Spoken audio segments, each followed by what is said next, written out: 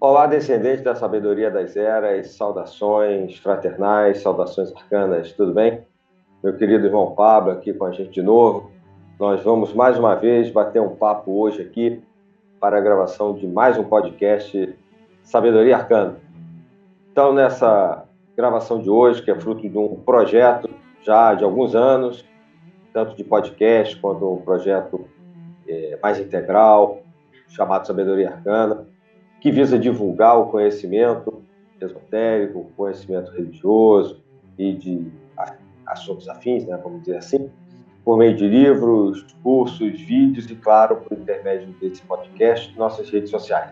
Então, vamos aproveitar para visitar nossas redes sociais, Instagram, TikTok, nós temos Facebook e também o nosso site www.sabedoriaarcana.com.br. Então é sempre um prazer estar aqui com vocês. Mais uma vez agradecendo os nossos ouvintes que normalmente mandam sugestões de pautas, críticas, mandam ideias para a gente e que normalmente nós atendemos com todo o carinho. Bom, para que possamos começar hoje a tratar de mais um tópico envolvendo aí as ciências, a filosofia, no caso de hoje mais especificamente, e os temas correlacionados ao projeto Sabedoria Arcana, eu vou passar daqui a pouco a palavra ao nosso querido Pablo, primeiramente passando para ele se apresentar, e já deixo aqui aos nossos ouvintes a dica do nosso tema de hoje, que é o Platão, aquele grande filósofo da antiguidade. Pablo, pode seguir. Perfeito, gente. Olha, bom, mais uma vez eu quero agradecer pela possibilidade de estar aqui com vocês. É uma honra e um privilégio junto com o querido amigo, irmão Adílio, e os demais integrantes do Projeto Sabedoria Arcana, que eu brinco que são o colégio invisível que fazem funcionar aqui o que nós estamos vendo, né? Com uma menção especial ao nosso editor, né, o Lucas, que tem feito um excelente trabalho aqui nesse sentido de nos auxiliar a dar continuidade. Aproveitando o ensejo, antes de entrarmos no tema do Platão, Adílio, eu quero só lembrar que nós estamos inscritos no prêmio de melhor podcast do Brasil. O simples fato de nos inscrevermos nesse prêmio, para nós, é motivo de júbilo, é motivo de felicidade, porque não temos, claro, não por vaidade, não por ego, por querermos dizer que somos melhores que esse ou que aquele, mas sim pelo fato de que, de alguma maneira, nosso trabalho é reconhecido e tem a possibilidade de figurar aí na categoria de religião e espiritualidade como um dos podcasts que está aí na rede e tem audiência. Então, nossos ouvintes que puderem depois procurar o prêmio MPB, que não é música popular brasileira, vai ser o melhor podcast do Brasil, e quiserem nos ajudar com um votinho, nós vamos ficar muito felizes. Então, sem muito mais delongas, como vocês sabem, eu sou Pablo Bispo de Santos, sou professor, também, assim como Adílio, trabalho na área acadêmica, tenho esse interesse aí também dentro de estudos místicos, esotéricos e religiosos, estou junto com ele no Projeto Sabedoria Arcana. E hoje nós vamos falar sobre um tema que daria pelo menos uns 10 podcasts.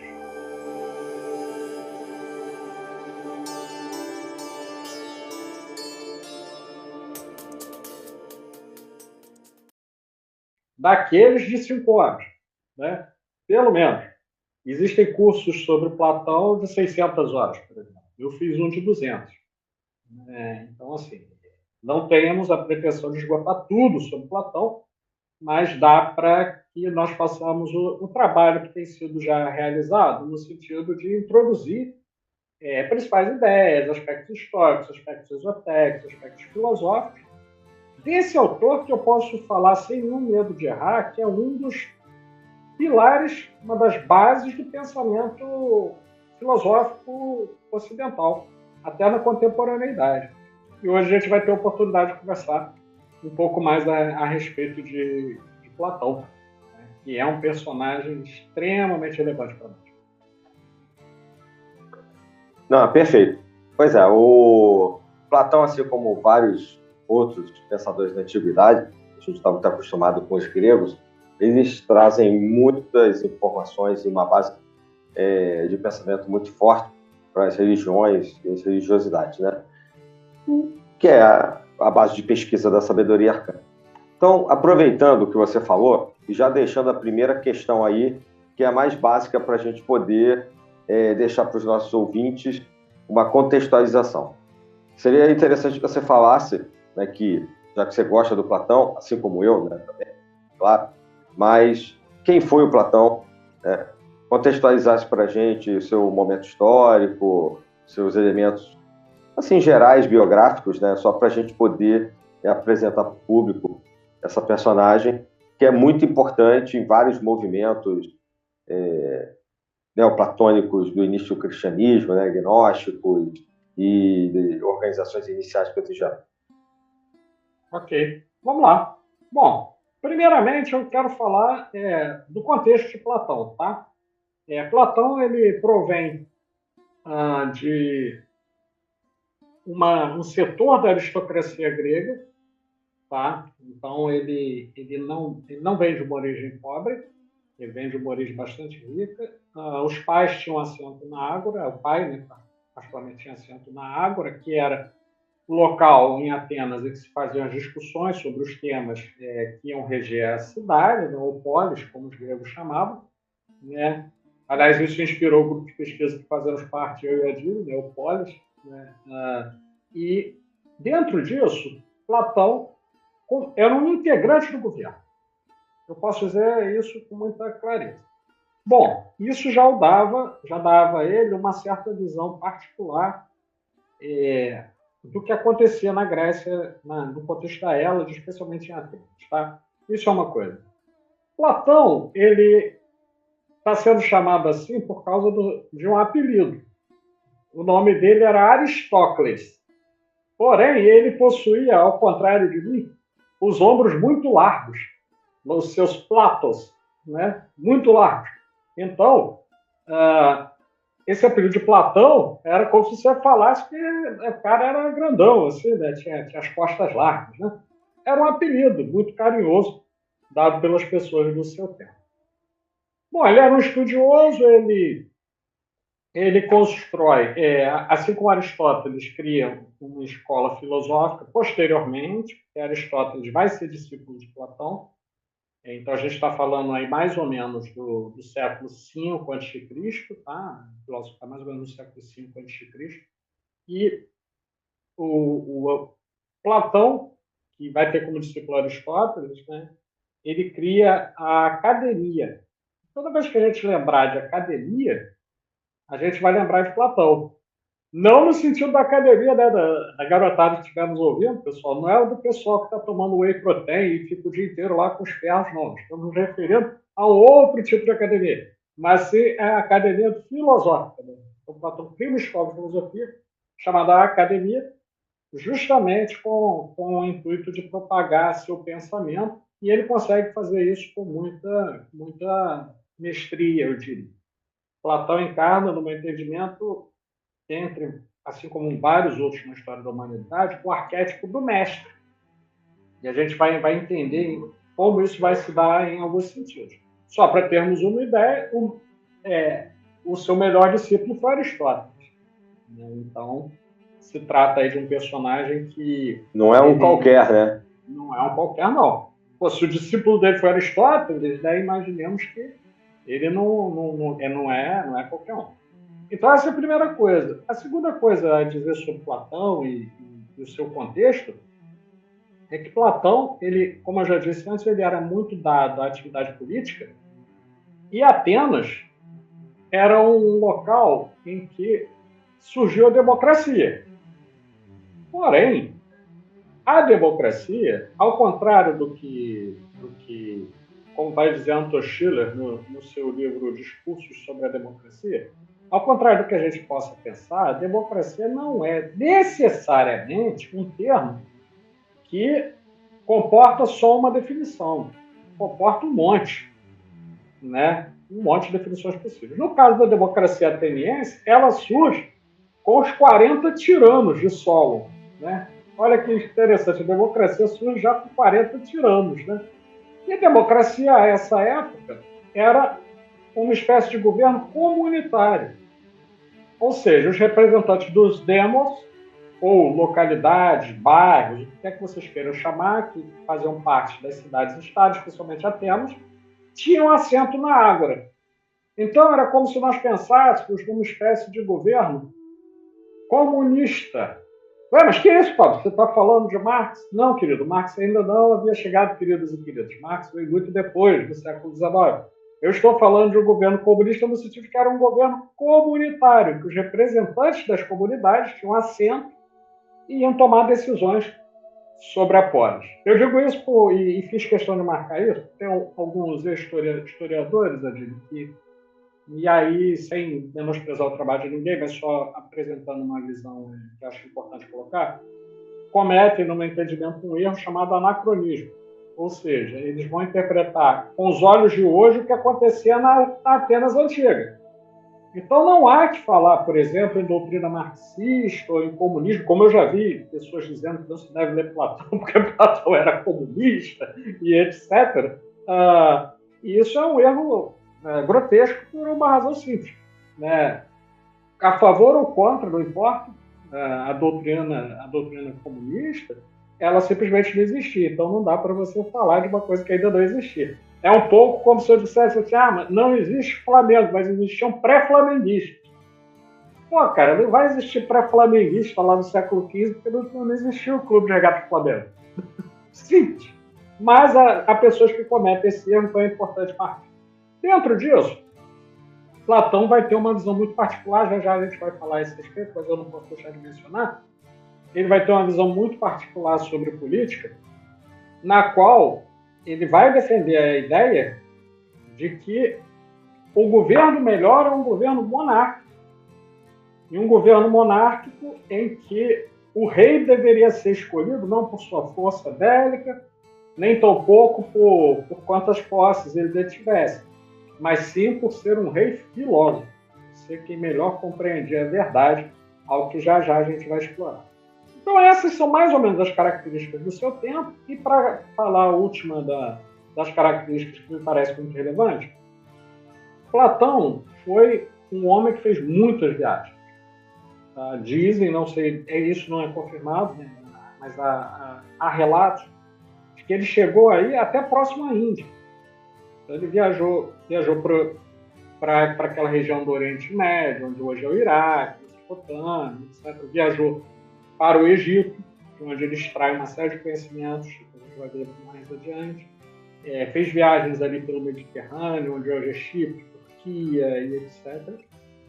E depois de fazer todas essas viagens, ele vai reunir e construir mais ou menos a sua doutrina, que é muito vasta e que merece da nossa parte uma atenção especial a alguns pontos que marcam ainda hoje o pensamento ocidental.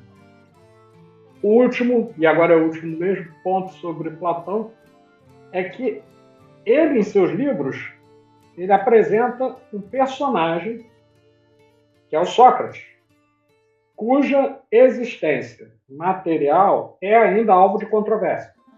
Então, não dá para afirmar, com o que a gente tem de conhecimento histórico hoje, que o Sócrates existiu ou que deixou de existir. O que se sabe é que, se ele existiu, ao menos até hoje nunca foi achado nada que o Sócrates haja escrito. O que foi achado são diálogos, né, que era a forma que Platão usava para escrever, e esses diálogos em que continha o Sócrates são todos feitos pelo Platão.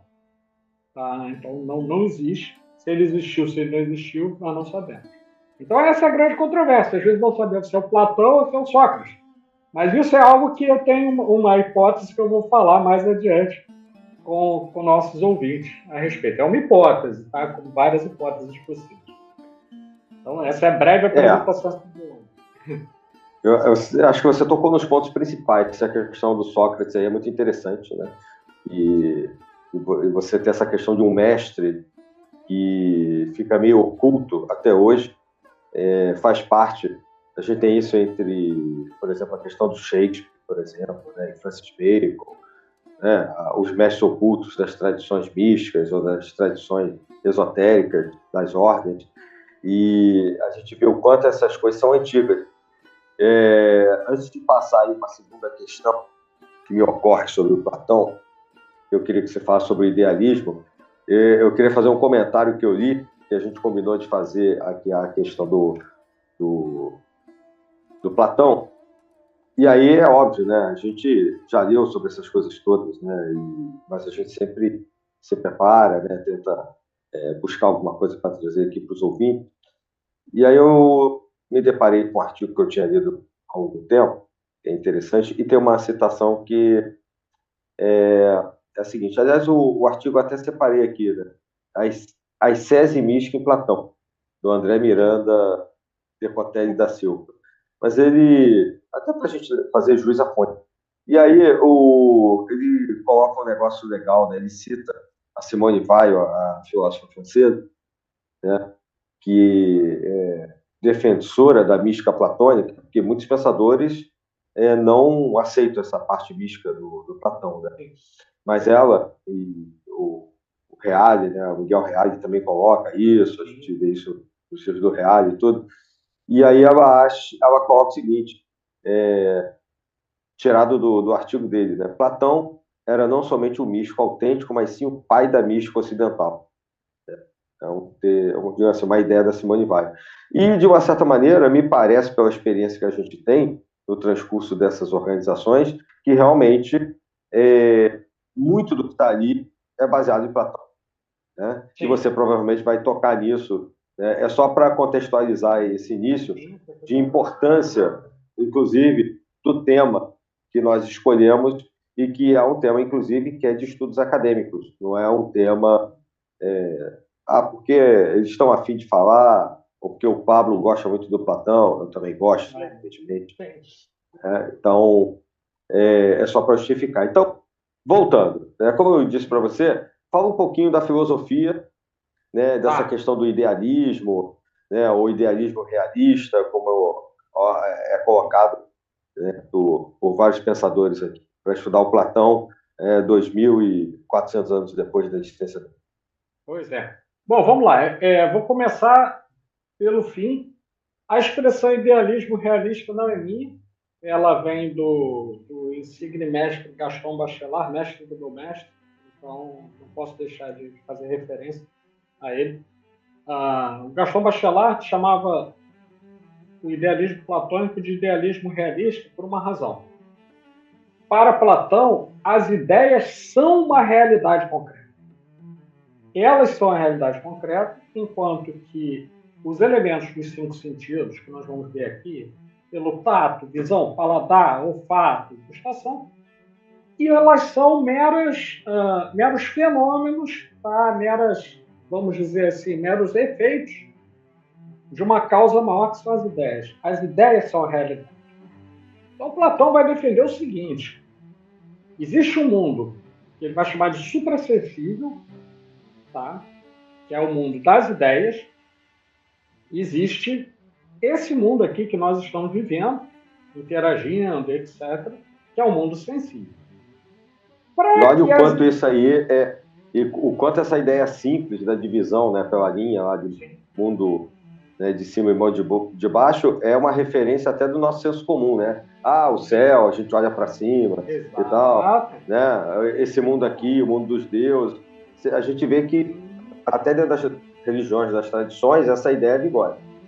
Exatamente. E aí, olha só um elemento que acho que vai ser interessante, quem tiver ligações com ordens gnósticas ou conhecer do gnosticismo vai entender o que eu estou dizendo. Para Platão, as ideias se transformavam em realidades múltiplas, ou seja, vou dar uma ideia aqui, vou dar um exemplo. Existe uma forma pura, uma ideia pura de homem, um arquétipo de homem, vamos chamar assim, que era a ideia pura. Mas para chegar no mundo sensível, ela vai se transformando em um múltiplo, porque aqui é o mundo da multiplicidade e não da unidade. Quando nós chegamos aqui, nós vemos vários homens. Tem eu, tem o Adib, tem o Lucas, tem milhões, milhares, bilhões. todos diferentes. Não vai ter um exatamente igual ao outro, bem que sejam gêmeos univitelinos. Nesse processo de passagem do uno para o múltiplo, entra um personagem que Platão vai chamar de demiurgo, ou construtor das ideias. Então, existiria um personagem, um ser, digamos assim, que daria às ideias, quando elas vão chegando no mundo sensível, a sua forma. Esse demiurgo seria, entre aspas, não o criador no sentido de construtor do cosmos, mas sim o criador no sentido de dar forma a algo que já existia e ele amolda a esse mundo. Alguns estudiosos, né, posteriormente, algumas correntes gnósticas vão partir do princípio de que esse ser que Platão relata é, inclusive, um falso Deus. Não vou entrar nesse mérito, só estou fazendo a referência para a gente ver o quão importantes foram essas ideias, tá? Até mesmo de um ponto de vista místico, filosófico. Essa é a primeira coisa. O segundo ponto que eu acho importante a gente trazer dentro do idealismo realista do Platão é que ele vai partir do princípio que nós nascemos com ideias inatas. Ou seja, as ideias já estão dentro de nós. Nós nascemos, elas estão dentro de nós, mas nós as esquecemos. Por quê? Porque Platão ele acreditava na reencarnação. E ao acreditar na reencarnação, ele partiu do princípio de que as almas elas bebiam da água do rio Létes, que era um rio lá no reino dos mortos, no reino de Hades, se esqueciam do que haviam sido em outras vidas, etc., e vinham a encarnar. Mas isso algumas religiões hoje falam mais ou menos isso? Sim, talvez não mencionando o rio, mas mencionando, por exemplo, o Espiritismo, né, vai ter uma menção muito clara a esse processo de esquecimento, né, que a alma sofre e reencarna aqui quase que, entre aspas, zerada. Porém, um monte de coisas ficaram lá para trás, elas só estão esquecidas, mas elas não deixaram de existir. São experiências anteriores, etc. Vejamos que estamos falando de 2.400 anos atrás. Né? Então, quando chegam aqui, essas almas com essas ideias inatas, elas possuem quase que o conhecimento da totalidade. E que para que esse conhecimento chegasse a ser extraído, havia a necessidade de um método especial, que ele, Sócrates, né, porque ele vai dizer que vai atribuir a Sócrates esse método era chamado de maiêusia, ou parturição de ideias. Ou seja, era como se as ideias estivessem dentro e aí alguém extraísse essas ideias como num parto. De acordo com o que Platão relata, a mãe de Sócrates teria sido uma parteira e ele, ao observar a atividade da mãe, teve essa ideia e começou a aplicar esse método, que consistia em você fazer algumas perguntas, e isso nós vemos nos diálogos, né? E a pessoa começa a responder essas perguntas direcionadas, e quando vai ver, aquela pessoa que teoricamente nunca tinha visto aquelas coisas, dá explicações detalhadas. Por exemplo, no diálogo Mênon, quem tiver interesse, já estou até aproveitando, fazendo uma mescla, porque apesar de termos uma pauta, não temos uma camisa de força, né? Quem ler o diálogo Mênon, por exemplo, vai ver de forma muito interessante que Platão faz com que um escravo iletrado, que nunca teve conhecimento de geometria, possa demonstrar o teorema de Euclides, a partir de um método de perguntas e respostas, dando a entender que essas ideias são inatas, elas já estavam lá dentro. Tá? Então, esse mundo das ideias tem uma relação muito, muito forte, ele está em interação o tempo inteiro com o mundo sensível, e existem basicamente dois, e ele vai ter uma crítica muito forte aos sofistas, existem basicamente duas formas de lidar com esse mundo das ideias. Ou extraindo as ideias inatas, ou construindo ou deturpando ideias que já existiam, mas que são colocadas de outra maneira, de modo que o sujeito seja enganado pelos sentidos. E aí ele vai dar alguns exemplos. Por exemplo, ele vai se referir a Protágoras de Abdera, que foi um sofista importante, como sendo alguém que seria capaz de convencer que a noite era dia e o dia era noite, meramente com palavras. Daí a crítica feroz que ele vai fazer da retórica. Né? mais adiante a gente vai chegar nisso. Ele faz uma crítica muito grande aos primeiros retóricos, porque ele vai dizer que afastam as pessoas da verdade, ligando-as somente ao que é dito, e não ao que efetivamente existe. E aí ele vai bater muito no sofista. Ele bate, né? E é algo interessante para ler. Depois a gente, na hora de passar as sugestões de leitura, tem algumas que, para quem gosta desses debates aí, vai gostar bastante. Sim, sem dúvida. Sem dúvida. O Platão, ele é um mundo, né? Ele é um mundo de opções, né? E ele tem uma quantidade absurda de livros, né? Alguns de fases diferentes são classificados em fases distintas e alguns podem ser até considerados parcialmente atribuídos a eles, mas boa parte, sem dúvida, porque a academia e a influência da academia durou aproximadamente pelo menos 1000 anos, né? Vai muito além da época de Platão, pelo menos até o Renascimento a gente encontra uma fortíssima influência platônica, né, e de suas ideias. Então, pegando Santo Agostinho, Santo Agostinho é impressionante. Né? As escolas do Renascimento, algumas escolas da época do Renascimento, de artes e literatura, são praticamente neoplatônicas, né? Toda aquela parte ali do renascimento das artes, das ideias, aquela fase, né, de transição entre a Idade Média ali, e a Idade Moderna, para quem está nos ouvindo. Você colocou já algumas ideias, alguns aspectos, vamos chamar assim, prefiro chamar de aspectos para não confundir com as ideias, o termo ideias que você está usando, Platão, né? Queria que você falasse alguns que são muito comentados fora, até mesmo do mundo acadêmico que a gente vive.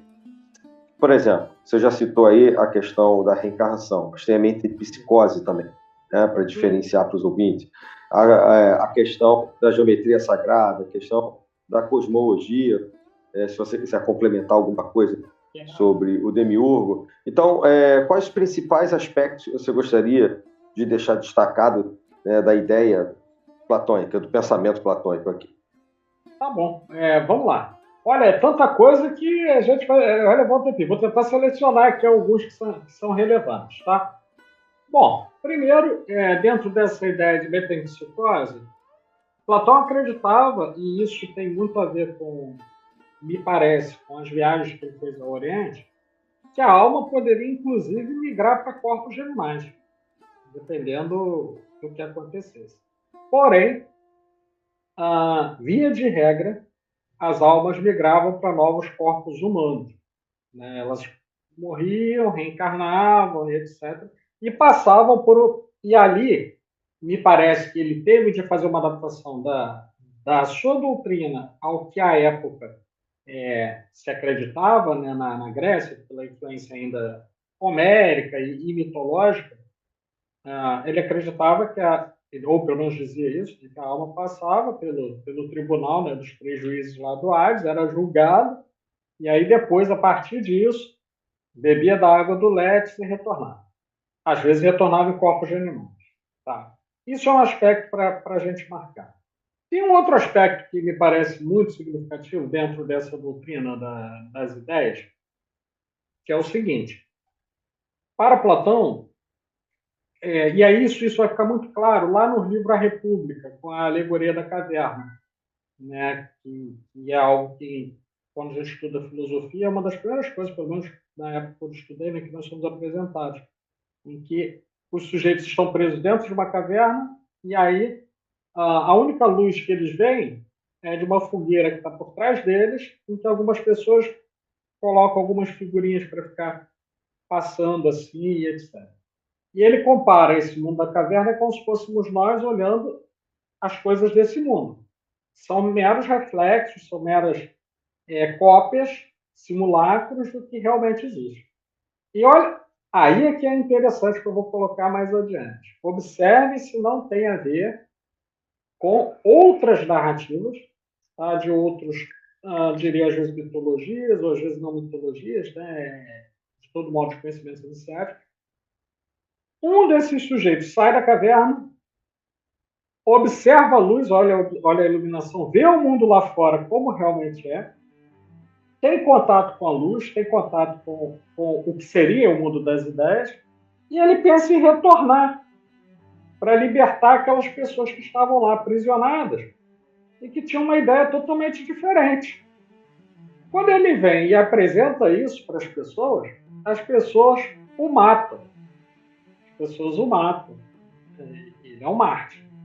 Ora, não estou dizendo que é a mesma coisa, por favor. Mas vejam se não tem a ver com a história de muitos iluminados, que vieram, observaram, tiveram acesso a verdades superiores. Quando eles voltam para trazer essa verdade, eles são renegados pelo espírito do seu tempo. Os Gulsons são viciados e mortos mesmo. Tá? Não vou nem me referir ao Cristo, já Jesus Cristo, por conta de que não é uma referência direta. Mas está aí um elemento que é o elemento da iluminação. E essa iluminação vem como? Quando você começa a ter o contato com as formas puras das ideias. Isso é um elemento para marcar. Mais um elemento que me parece muito significativo é o fato de que Platão vai trazer uma certa ideia de origem do mundo. Isso está lá no livro Timeu. No diálogo Timeu, ele vai se referir a isso. E ele vai postular a ideia, por exemplo, que vai chocar até algumas pessoas do nosso tempo, de que a Terra era redonda. Né? A Terra era redonda. E que ela se tornou redonda por girar sobre seu próprio eixo e por haver saído de um outro local. Tá? De um outro local. E ele faz referência a um primeiro reino, um primeiro local em que as pessoas viviam. As pessoas eram ainda hermafroditas, ou seja, elas não havia ainda separação entre macho e fêmea, e isso vai ocorrer depois. Quando ocorre essa separação, o mundo começa a se transformar e o mundo racha. E uma parte desse mundo é o que nós conhecemos hoje. A outra parte, que fica para trás, ele vai dar um nome. Ele vai dizer que era um mundo do Naus, né? O mundo do conhecimento puro. Qualquer semelhança com qualquer conhecimento, qualquer ordem esotérica, eu digo que eu não fui consultar arquivos de nenhuma ordem nesse sentido. Eu simplesmente li o Timeu e estou aqui trazendo o que estava lá. Então, ele tem uma ideia de criação em que a Terra é uma espécie de, entre aspas, não diria nem atualização, é uma espécie de descenso, de decadência de um mundo melhor. Tá? A ideia da corrupção já estava presente aí. Tá? A ideia de que estamos num mundo corruptível e etc. Por último, mas nem por isso menos importante, Platão ele vai se referir, mais adiante a gente vai até comentar isso um pouco melhor, porque eu tenho uma teoria que eu quero apresentar para o pessoal, né? As pessoas vão julgar, porque é teoria, é hipótese, né? As pessoas julgam se é bacana ou não.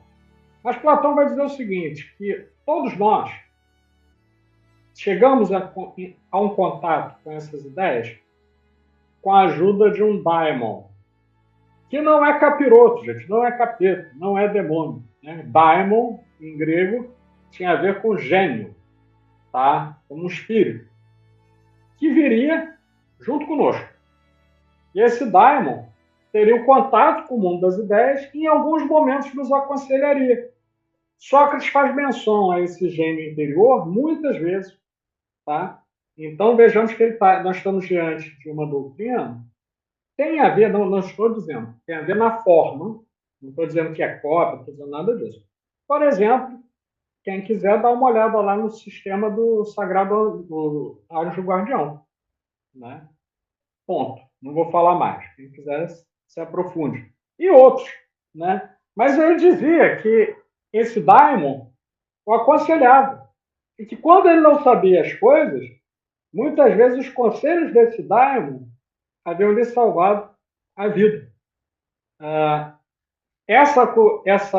Professar isso publicamente para o Sócrates, não estou falando de Platão, o personagem Sócrates teria, inclusive, sido condenado sob duas acusações. Uma primeira, de impudência, né, e de desrespeito aos deuses da cidade, porque ele acreditava numa divindade inferior e supostamente não renderia culto aos deuses, mas sim a essa divindade que o acompanhava. E dois, corrupção da juventude, porque ele começou a formar uma academia e várias pessoas passaram a acreditar nisso. Por isso, Sócrates, considerando a possibilidade de ter existido, teria sido condenado a beber veneno por conta dessa ideia.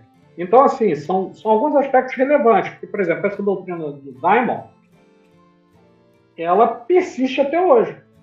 Né? Tem muitas pessoas, né? Teve vários especialistas, várias pessoas que falam sobre isso, e têm conhecimento. Isso permaneceu ao longo da Idade Média e do Renascimento. Vários astrólogos trabalham assim, né? Utilizando, né? Calculando, sabendo qual é o daimon, onde é que está o daimon pessoal, como faz, etc.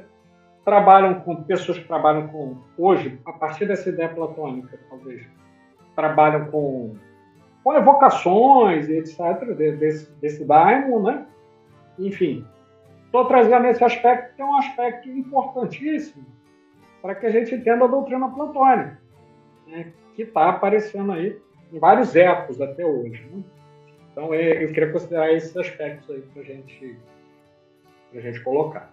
Teria alguns milhares, mas aí a gente precisaria de uma pós-graduação sobre Platão para dar conta de tudo.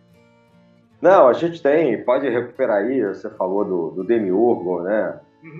A questão do grande arquiteto do universo, né? De alguém que organiza, né, o caos e forma o cosmos, né? A harmonia universal. E a gente fez um podcast uma vez aqui também falando sobre a questão da ciência, né? Em que a gente lembrou dessas questões, né, cosmológicas também. Para quem quiser ouvir, já temos um podcast sobre isso. E no Timeu, que você, só complementando, o Timeu que você colocou, é um livro importantíssimo, e nem é tão simples assim de ler, apesar de nem ser dos maiores livros do Platão, porque ele coloca os sólidos platônicos, aqueles famosos 5 sólidos, né, que representam os 4 elementos, fogo, ar, água e terra, e uma quinta essência, né, um éter, e que são ideias que durante muito tempo, a ideia do éter na física só foi abandonada agora, no final do século XIX, e hoje mesmo, muita gente está tentando na ciência retomar a ideia do éter de uma outra maneira, né? Mais adequada à ciência atual. Então, até te farei uma pergunta, de você que tem conhecimento grande de física. Seria a matéria escura o éter da atualidade? Olha, eu acho que se, de uma certa maneira, sim, mas mais do que isso, no sentido mais... Existem teorias no sentido mais intrínseco assim, da matéria, daquele nível quântico de energia, né? Os níveis quânticos, é uma espécie de mar de energia que a tudo circunda, corresponderia a esse éter que os antigos falavam, e do qual tudo emanaria. Então, de uma certa maneira, a física de partículas lá atrás identifica, né, essa criação de partículas, essa subdivisão que precisa de níveis variados de energia. Isso vai corroborando um pouco essa ideia dos antigos, como de uma certa maneira corrobora um pouco a ideia do Aristóteles, que era discípulo do Platão, que você mencionou, de que não existe o vácuo no sentido absoluto do termo, ou seja, um espaço desprovido de qualquer coisa, né? Então, a presença da matéria escura, como você colocou na física, né? Que é algo também que não está bem definido, ainda está mais no campo da teoria do que qualquer outra coisa, né? E esses princípios inerentes aos estados quânticos de energia da natureza poderiam, de uma certa maneira, até corroborar, segundo alguns filósofos da ciência, alguns pensadores, essas ideias antigas, que, de uma certa maneira, eles intuíram, dialogaram com seus daimons, né? Seja lá como você queira colocar. Aí existem colocações diferentes para esses daimons, esses gênios. Tá, o gênio da lâmpada, né? Aquele famoso, né, o desenho animado lá do gênio da lâmpada. Assim, de uma certa maneira, eu ia te perguntar sobre essa questão dos gênios, né, dos gênios pessoais, né, dessa questão dos daimons, mas até como aplicação você já colocou. Aí eu queria ver contigo uma coisa que me ocorreu quando você está falando. Você falou de algumas obras, né? Não sei se você gostaria de falar de alguma, já que você falou de alguns aspectos, lembrar algum outro aspecto, fora esse que a gente está falando, porque realmente Platão é uma enciclopédia por si só, e mencionar, por exemplo, algumas obras que talvez fossem interessantes assim, que corrobore o que você tem discutido até agora. Tá bom. Bom, vou começar falando de algo. Eu vou começar por assunto, tá? Vou separar 3 assuntos, eu vou falar de 3 obras, porque Platão abordou quase tudo que é assunto, né? É até difícil da gente separar. Mas eu vou falar de um bem nos dias de hoje, tá? No diálogo Fedro, Platão vai tratar da questão do amor, tá? Vai tratar da questão do amor. E ele vai identificar 3 tipos de amor. Eros, que é o amor erótico, né? O amor carnal, sexual, etc. Philos, que é um amor ligado à fraternidade, à amizade, etc. E uma forma de amor que até hoje reverbera com esse mesmo nome, que é o amor ágape, que é uma espécie de estado de elevação do coração e da alma, em que você ama indistintamente a criação, a humanidade e todos os seres que existem, animados ou não. Tá? Bom, mas existe Tanto algo que, desculpe te interromper, tanto que essa palavra ágape é muito usada nas organizações iniciáticas quando a gente vai fazer um banquete, né? Vai fazer um lanche, vai fazer um almoço, vai fazer um jantar, alguma coisa. Né? Então, vamos para o ágape, que é um momento de confraternização, ou seja, de algo que já você saindo de você saiu de uma ritualística, você está num estado mais elevado e você vai compartilhar isso com o próximo. Né? Não sei se você vai falar do banquete também, né? Mas o banquete tem muito disso, que é um outro livro do Platão. Vou falar já já. E, assim, mas do Fedro eu quero destacar uma citação que faz muito sentido. O Fedro começa com um diálogo em que um sofista chamado Lísias ele vai argumentar com um jovem que procura o Sócrates. Ele vai argumentar o seguinte, que o melhor é quando temos um relacionamento com alguém, é que nós não nos apeguemos. E nós simplesmente deixamos essa pessoa livre para amar outros, porque isso é um sinal de desinteresse.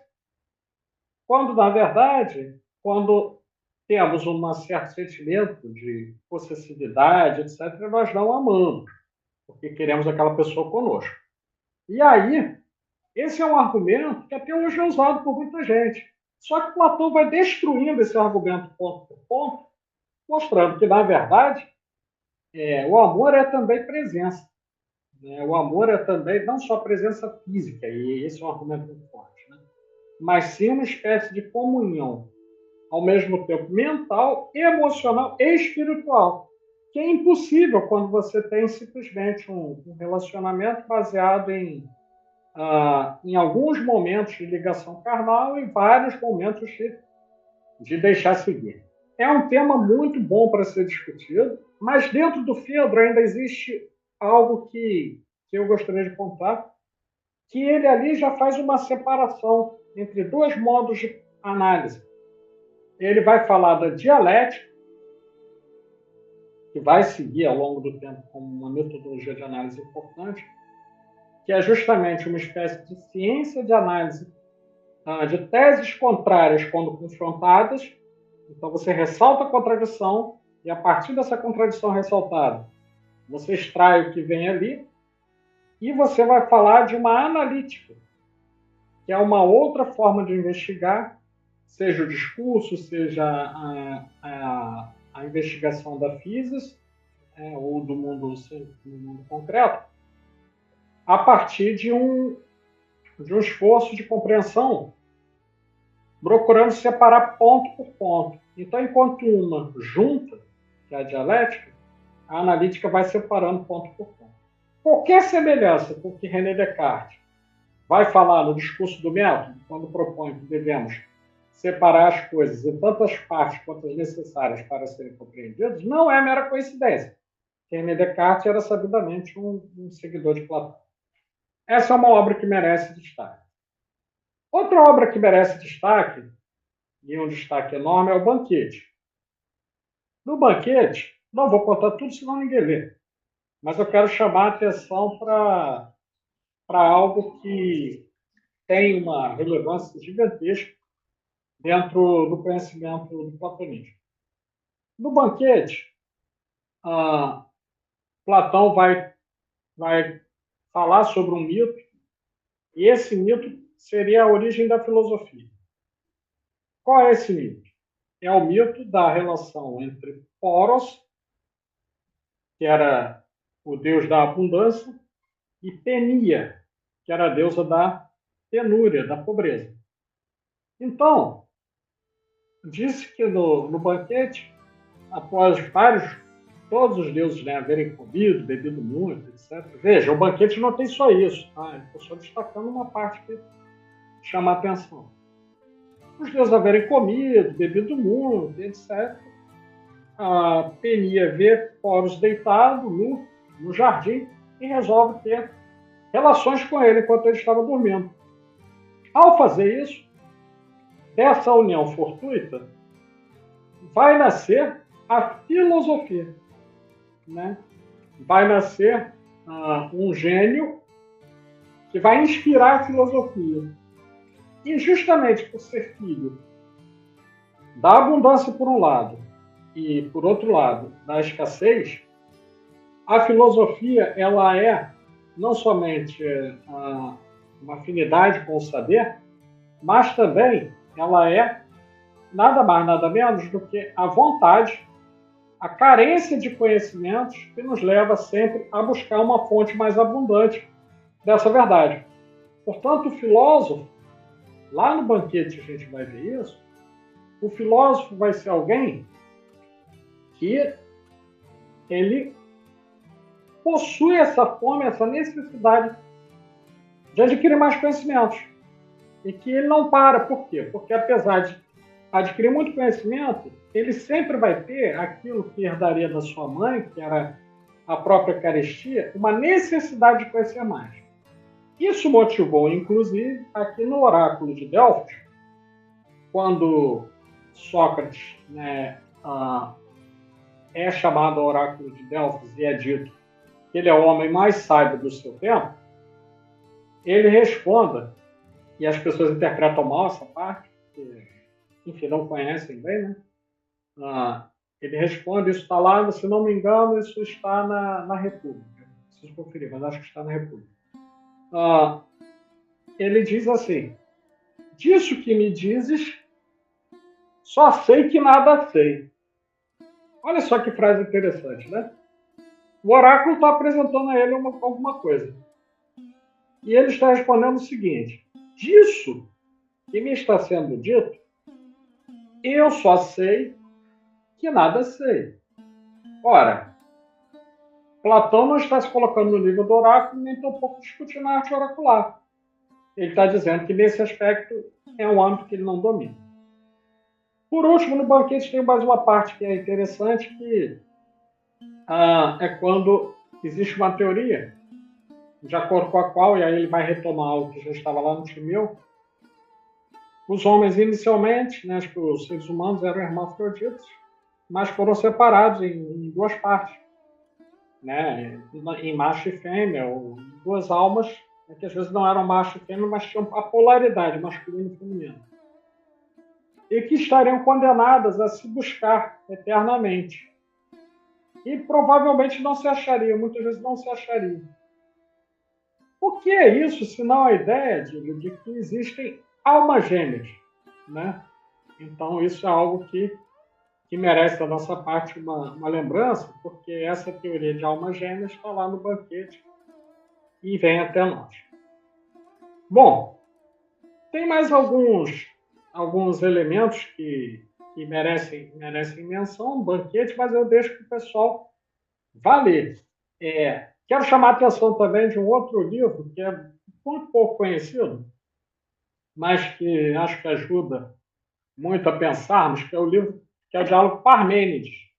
Ele é pequenininho, quem for no sebo compra por R$10 se bobear. O Parmênides, ele volta até o filósofo eleático, né, que é anterior a ele, filósofo pré-socrático, que vai escrever o poema do Circo. O poema do Ser, para quem não sabe, ele parece muito simples, mas é uma das passagens filosóficas mais difíceis do mundo, em que ele diz simplesmente o seguinte: Parmênides, o ser é e o não ser não é. Ora, não é algo fácil. O pessoal está pensando que é fácil, fiquem pensando nisso um tempo, vocês vão ver que, na verdade, isso desmembra no mundo. Platão retoma essa discussão num diálogo em que teria um jovem Sócrates ouvindo do Parmênides, né, a sua opinião acerca da teoria das ideias inatas. Então, o Parmênides contra, refutando essa teoria. E tem uma passagem que é muito interessante, que fica como uma espécie de lição de humildade, ao menos eu entendi assim, né, para todo filósofo, que é quando, na verdade, o Parmênides está apresentando uma ideia de formas puras e etc. E aí, o jovem Sócrates teria feito uma pergunta assim: ora, mas e coisas insignificantes, como um pedaço de uma casca de cebola, um pouquinho de lama que sujou uma roupa, ou alguma coisa, um excremento? Isso também teria uma forma pura? E aí o Parmênides vira e responde para o jovem Sócrates o seguinte: o seu interesse em fazer esse tipo de pergunta, que não acrescenta na busca da verdade, mas antes a retarda, mostra que a verdadeira filosofia ainda não se apoderou de você. Pô, ainda dá uma lapada ali no jovem Sócrates, né, que tem que engolir em seco, porque é isso mesmo, né? Ou seja, ele estava tentando, né, enrolar ali no debate, né? Então é interessante. Eu já citei o Menon, né, que é um diálogo bacana, vai falar também dos sólidos, vai falar de geometria e etc. Tem um diálogo chamado Zenon, ou O Sofista, em que tem um debate, que eu não vou contar tudo, né, de Sócrates com Zenon, que era um sofista proeminente da época, e que, ao final do debate, só vou contar esse pedaço, porque, assim, ao final, nossa, tem uma parte do debate que Sócrates vai ter uma opinião bastante pesada sobre a retórica e a classe política, e que ele vai dizer que a classe política, ao contrário do sapateiro, que tem ofício de construir sapatos e outras profissões que têm o seu próprio ofício, que a classe dos sofistas, ou seja, os profissionais do discurso que se ligam aos políticos, possui como única finalidade afastar o homem do conhecimento da verdade, afastar os povos do que seria o bem-estar e corromper a juventude com ideias falsas. Qualquer semelhança com alguns políticos que conheço terá sido mera coincidência, porque tanto eu como a Dil temos a esperança de morrermos de velhice, portanto jamais citaremos nomes nesse âmbito aí, né? Então, assim, veja, não fui eu que falei também, isso aí foi Platão, e de acordo com Platão foi Sócrates, entendeu? Isso aí está lá nos diálogos, também conhecido como o político. Tem vários. Tem um em especial chamado Epigramas, esse é fantástico, que mostra uma face do Platão que pouca gente conhece. Essa face é do homem comum, do homem que está lidando com os problemas do cotidiano. São cartas que Platão escrevia a pessoas da época, tá, relativas a assuntos diversos. Por exemplo, quando ele era contratado para fazer um trabalho filosófico mesmo, um trabalho de estudo em uma determinada cidade. Então, vou só narrar um trechinho num desses livros, quem puder compra, que vai gostar. A gente vê Platão reclamando porque em Siracusa ele fez um trabalho para os arcontes. Arcontes eram juízes de juízes, né? Era como se fosse vamos colocar assim, o STF, né? Se a gente fosse fazer uma comparação, era como se fosse um STF, né?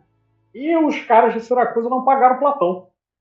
Platão faz um discurso arrebentando os cidadãos, falando que eles não valem nada porque não pagaram, ele gastou dinheiro para viajar, voltou, foi, etc. Isso vai mostrando uma face de Platão, que é a face do homem político, do homem do seu tempo que também estava lidando com as questões políticas, né? Isso é muito importante, por quê? Porque são filósofos, tanto ele quanto Aristóteles, que estão engajados na política do seu tempo. Platão, defensor da monarquia, tá? O Aristóteles, defensor da outra forma de governo, que seria Ou melhor, desculpe. Platão é defensor de uma monarquia e o Aristóteles defensor de uma aristocracia. Tá? Então, são pessoas que são engajadas. Então, assim, eu sugiro essas obras. Tem uma que eu vou mostrar aqui. Essa eu vou mostrar, faz até questão de mostrar. É de uma edição limitada, que foi da antiga Ediouro.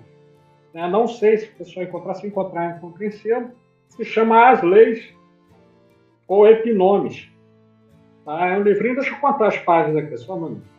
Ele tem, para quem for ler, são somente 798 páginas, né? Leitura fácil aí numa tarde de inverno, olhando o pôr do sol, o cara lê. Mas, assim, é todo também construído em diálogos, e ele faz um debate entre as leis que existiam em Atenas, as leis que regiam a grande rival de Atenas, que era a Esparta, né? E as leis que teriam vindo desse outro lugar perdido que era Atlântico. Então, vale a pena investir e ler, porque a pessoa sai daqui repensando muita coisa que parece que é hoje. Então, essas são as obras. E, Adílio, se você me permitir, eu queria introduzir uma teoria que diz respeito a essa controvérsia, se Sócrates existiu ou não. Tá? Sim. Bom, perfeito. Conversando com outras pessoas, né, já há algum tempo aí nesse ramo que você conhece bem, né? Você agora agora não, você é da Academia Brasileira de Filosofia e tal, é um ramo que você conhece bem. O que acontece? Sócrates não tem a existência comprovada historicamente, mas a maneira como Platão narra é muito realista. Ninguém pode negar isso, é como se estivesse diante de uma entidade concreta, de uma figura concreta. Para mim, particularmente, Sócrates era o daimon do Platão. Tá? Era o mestre oculto, tá? Era aquele espírito que acompanharia Platão, tá? Inclusive inspirando-o a escrever. Mas isso sou eu, é um pensamento particular que não tem nenhuma comprovação. É algo que me parece ser, até pelas menções frequentes ao daimon, quem estuda um pouquinho de psicanálise vai ver que essa recorrência, né, na verdade, está querendo mostrar o que as palavras estão escondendo. Né? Então, para mim, Sócrates era o daimon do Platão, né? E guiava Platão ao longo disso aí, que a gente vê como uma obra vastíssima. Eu acho que tem sentido. Uma vez eu escutei essa teoria também, porque ela deixa bastante uma pulga atrás da orelha, bastante dúvida, né, da existência, não ter essa comprovação. Você já começou o podcast falando disso, né? E o fato de ter existido um personagem que tenha sido julgado, né, condenado à morte e tal, mas que não fosse exatamente daquele jeito e que, no idealismo platônico, ele tivesse transformado no Sócrates que nós conhecemos, de uma certa maneira, leva a essa mesma condição. Né? Então, muito provavelmente, é um Sócrates como um mestre, né, e pode ser que tenha desses aspectos daimônicos, né, realmente, no sentido desse guia espiritual, né, desse mentor, desse mestre, né? Lembrando que aqui a gente está usando uma palavra grega, né, para daimon, né, como um gênio, como alguém, né? Que até os romanos tinham, né, os seus espíritos, seus gênios, chamavam de gênios. Gênios, lábios, vaques. E esses gênios tinham gênios da própria casa, né, como se fosse um guardião da casa, o gênio de um local, o gênio municipal, né, ou seja, e faziam cultos para isso. Então, essa não é uma ideia assim, moderna, contemporânea, e muito menos a deturpação da palavra.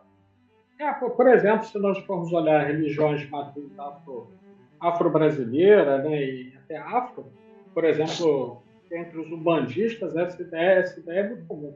É uma ideia que também está aí. Não estou dizendo que... Olha a diferença. Não estou dizendo que a Umbanda é platônica. Não estou dizendo. A referência está aí. Né? Ao corrente. Existem várias referências em tradições modernas que são neoplatônicas, no sentido, né, de trazer para a atualidade, vamos dizer assim, ou para um momento mais próximo da gente. Né? A gente tem várias tradições Rosa Cruz que os acadêmicos consideram como de inspiração neoplatônica, né? Os movimentos neognósticos contemporâneos ou do século XIX, né, do Julius Doynel, por exemplo, tal, são muito fortemente, ao que parece, né, influenciados pelo platonismo. E você está falando aí por um neoplatonismo, pode dizer assim, do Sócrates, você está falando do Sócrates, é legal que tem uma passagem do Banquete, não sei se é Aristodemo que fala, bom, que meio que relata uma espécie de êxtase do Sócrates. Ou seja, Sócrates tem sempre uma espécie de uma aura mística, né? Tem sempre alguma coisa que faz uma conexão entre este mundo e o mundo das ideias, né? Que, como a gente falou, acaba sendo, no senso comum, ou mais modernamente chamado de mundo espiritual, mundo divino, mundo metafísico, né? Muito, sei lá, um mundo extrafísico, de qualquer maneira, né? Que não deixa de ser meta, além, né? Metafísico é a mesma, trazendo a palavra grega. Então, a gente está trazendo aqui o Platão, justamente porque o Platão ele tem uma miríade de possibilidades de estudos. Não é à toa que aquele filósofo e matemático, o Alfred Whitehead, que morreu no século XX, Whitehead diz que a filosofia ocidental nada mais é do que nota de rodapé à filosofia platônica. Né? Você lembra disso? Então, talvez ele tenha levado a um extremo, né? Talvez tenha sido aquele pensador que mais levou ao extremo a ser adepto do platonismo, mas realmente, né? O Platão ele falou sobre tudo, assim como Aristóteles, alguns outros filósofos, até Hegel, que eram considerados filósofos completos. Depois de Hegel, não teve mais nenhum filósofo que faça tudo, política, religião, matemática, ciência e tal. Esses caras falaram de tudo, ética, ânima, cosmogonia, mitos, e Platão, como mestre Aristóteles, assim, diria que Aristóteles e Platão, ou na ordem correta, Platão e Aristóteles, são as duas colunas ali, né, como se fosse Jaquim e Boaz ali da entrada do templo. Né? Então, se você tem um templo da sabedoria ocidental, do pensamento da filosofia ocidental, você passa por essas duas colunas, né, que são Platão e Aristóteles, na minha visão. Então, só que para o tipo de estudo, a gente faz o Platão eminentemente, né, muito mais profundo. Né? Ele tem uma visão e abrange mais essa parte metafísica do que o Aristóteles, que eu acho que é muito importante para entender a natureza, a física. Né? Aí já entra o Aristóteles, inclusive. Apesar do Platão ser um eminente matemático, um geômetra, né? Tanto que disse que na entrada da academia tinha o seguinte disco, né? Mais ou menos assim, em grego, evidentemente, da época. Quem não souber matemática, que aqui não entre. Mais ou menos assim. Né? Ou seja, uma condição para ser aluno do Platão ou da academia é que você soubesse matemática, que você conhecesse do lado geômetra do próprio Platão. E o método dialético que Platão vai empregar era absolutamente revolucionário, porque ele é dialético no sentido de que ele se dá a partir de diálogos, do enfrentamento de ideias contrárias, e é dialético no sentido de que permite você superar contradições. Para Platão, as contradições precisam ser eliminadas e superadas pela via do discurso. Então, rapaz, isso aí eliminava boa parte da propaganda política da época, por exemplo. Né? Então... exatamente. Esse método dialético dele é fundamental, tanto que o Hegel, depois, né, que é a inspiração do Marx, etc. e tal, de vários outros intelectuais, né, o alemão, ele usa esse método dialético ali, no século XVIII, XIX, ele está usando, né, eu não me lembro agora quando morreu o Hegel, mas aquela questão que é da tese, antítese, síntese, é um resumo, muito resumido, mal feito, desse pensamento dialético hegeliano. Né? Então, é interessante, realmente. Bastante. Então, penso que tem algumas coisas que a gente pode deixar de indicação para o nosso público. Né? Primeiro que quem quiser saber sobre Platão precisa ler, fundamentalmente, começar por 3 livros. Tem que ler a República, precisa ler o Banquete, tá? E precisa ler a Apologia de Sócrates. Na Apologia de Sócrates, a gente vai ver muito claramente essa referência a questão da alma, a questão da reminiscências, né, da reencarnação.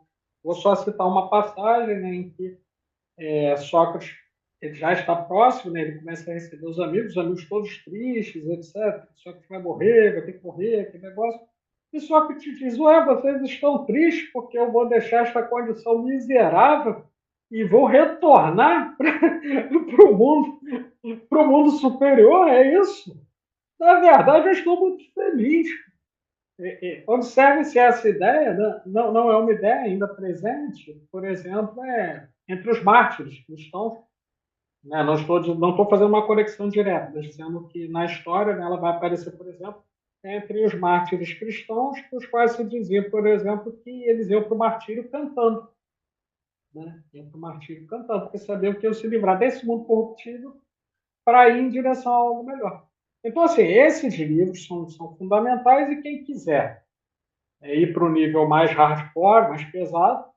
Ah, não, desculpe, antes do nível mais pesado, eu sugiro que leiam o diálogo sofista ou o político e depois comparem, vejam se não parece que Platão está falando de certos países de língua portuguesa da América do Sul, que eu não direi o nome. Né? Porque é incrível, né? Como se assemelha ao o que acontecia na Atenas, lá atrás, 2.400 anos, de algumas passagens, né, da história brasileira e de outros lugares do mundo. Né? Não falo que é só no Brasil, não. De outros lugares do mundo. Então, esses três são o nível básico. Agora, quem quiser ir para o nível hard, aí, a gente tem o Parmênides, tem o Teeteto. Né? O Teeteto vai discutir a questão que depois vai inspirar Freud. Vai discutir a questão da relação entre prazer e ascetismo, né, entre uma vida hedonista e uma vida ascética, o que deveria prevalecer. Não vou dizer que senão ninguém lê. Né? Tem o Hípias menor e o Hípias maior, que vai discutir a questão da verdade. Tem o livro que eu mencionei, né, esse nome já está chegando no nível bem hard mesmo. Né? E, por último, mas nem por isso menos importante, é o Diálogo Parmênides. Ele vai tratar da questão do ser. Tem uma coleção muito boa que eu vou sugerir quem conseguir achar. Hoje eu não sei se é possível achar, porque é uma coleção relativamente antiga e a editora descontinuou, que acho que a editora nem funciona mais, que era a Ediouro. Tá? A Ediouro fez uma coleção chamada Diálogo. Não tem mais. Não tem mais. Agora as pessoas encontram em sebo. Mas, assim, é uma série com acho que 12 volumes, alguma coisa assim. Bom, tinha boa parte dos diálogos platônicos e com uma boa tradução. Eu cheguei a comprar uma edição bilíngue. A editora Loyola lançou também os diálogos platônicos. Não sei se ainda está disponível, etc. Porque no Brasil o pessoal se interessa mais por outras coisas. Né? O pessoal quer saber quem é que está saindo com o Neymar, né? Outras coisas assim. Né? Se o Flamengo vai ser campeão. Tem outras coisas mais. Né? O pessoal se interessa mais, então vende pouco esses livros. Mas as edições Loyola, por exemplo, fizeram um trabalho bilíngue. Então você lê do grego e do português, né? Ali do lado. É legal para quem está dando aula de filosofia, mesmo que não saiba grego, você começa com a citação em grego assim, as pessoas já ficam impressionadas. Aí você, a seguir, você começa a falar, mas você está com o livro com a parte em português do lado dele. Você começa a falar aqui e tal. Mas, assim, sugiro esses, tá? E quero sugerir a vocês que acompanhem sempre todas as referências que nós trouxemos, vejam se elas não vão aparecer ou não aparecer em outros podcasts anteriores e se não vão aparecer de novo, porque como o Adílio coloca muito apropriadamente, o conhecimento platônico e neoplatônico reverbera ainda nas tradições, sejam místicas, religiosas ou filosóficas ocidentais até hoje. Sim, sem dúvida. Platão é uma referência, não vamos nos arriscar a dizer que é a referência, mas certamente é uma das principais referências, não só para a filosofia ocidental, né, mas dentro dos temas que muitas das vezes a gente traz aqui para o misticismo ocidental. Então, partindo para a nossa conclusão, eu vou passar as suas palavras finais, né, porque eu acho que, assim, como você já colocou no início, a gente sempre fala, né? Nós não estamos nunca esgotando assunto nenhum. A gente está sempre deixando uma indicação de livro, de conhecimento, por intermédio da sabedoria arcana, para que as pessoas possam, de alguma maneira, aprofundar os seus estudos, né? E muitas das vezes, como eu disse também no início, vem comentar com a gente, vem dar sugestões, porque os assuntos vão, muitas das vezes, se encadeando, uns assuntos puxando o outro. Já falamos do Platão aqui ao passando, por exemplo, em vários episódios, né, sobre vários temas, e hoje focamos nele, porque realmente é uma personagem inédita. Então, Pablo, te passo a palavra para as nossas considerações finais, aos nossos ouvintes, depois eu encerro. Beleza. Bom, então, primeiramente, vou lembrar do que eu falei desde o início. Pessoal, nós estamos concorrendo ao Prêmio MPB, Melhor Podcast do Brasil, na categoria Espiritualidade e Religião. Quem gosta do nosso trabalho, quem apoia o nosso trabalho, quem de alguma maneira simpatiza com o nosso trabalho, por favor, procurem esse prêmio e, a partir de julho, começam as votações. Julho de 2024, começam as votações. Então, a partir daí, estejam atentos e quem puder nos ajude. Essa é a primeira coisa. Estejam ligados no nosso site, né, www.sabedoriaarcana.com.br, nas nossas redes sociais, Instagram, TikTok, Facebook, Sabedoria Arcana, e no YouTube, porque os podcasts, aos poucos, estão indo também para o YouTube, em formatos de áudio, às vezes em alguns cortes que nós temos ali, para as pessoas terem uma ideia, etc.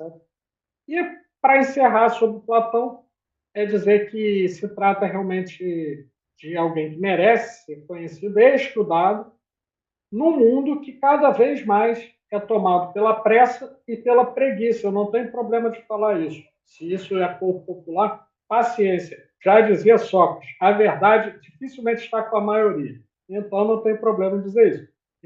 Um mundo tomado pela pressa e pela preguiça, ler Platão e conhecer Platão traz para nós algo muito significativo.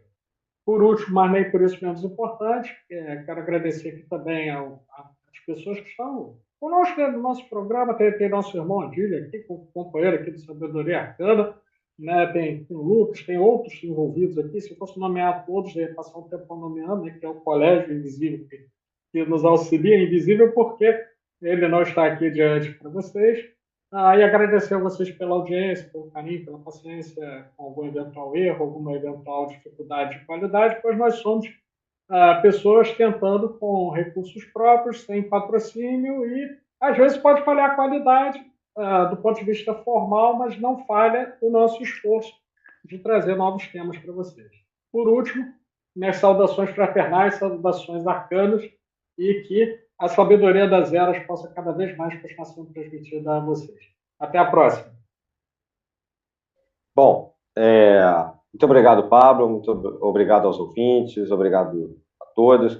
É exatamente isso. Nós estamos num projeto já desde 2016, quando começamos com o seu editorial, e desde 2018 com o podcast. E já agora, como o Pablo colocou, inclusive no YouTube, etc., dentro das nossas possibilidades. Nós realmente não temos patrocínio, e nosso objetivo, sem estar compromissado com nenhuma organização iniciática específica, divulgar o conhecimento como um todo. E como o Pablo também colocou, né, o importante é que cada um que nos ouça possa estudar, aprofundar. A filosofia é fundamental. Já trouxemos outros temas sobre filosofia aqui, e vale a pena a pessoa estudar, fazer curso, até mesmo uma graduação em filosofia, porque ela dá uma base muito boa para qualquer credo que a pessoa tenha, para qualquer religião ou qualquer prática mística. A filosofia vai poder dar um entendimento muito bom, certamente. Então fica aqui a nossa dica, além dos livros, né, a nossa dica de que continue estudando, porque essa é uma das principais inspirações da sabedoria arcana ao longo de todos esses anos. Em outubro estaremos comemorando aí mais um aniversário tanto de podcast quanto do seu, ou seja, do projeto Sabedoria Arcana, que depois foi se desenvolvendo, como falamos, tantas e tantas vezes. Então, obrigado, Pablo, obrigado aos ouvintes, obrigado a todos. Um abraço no coração, saudações arcanas e até a próxima.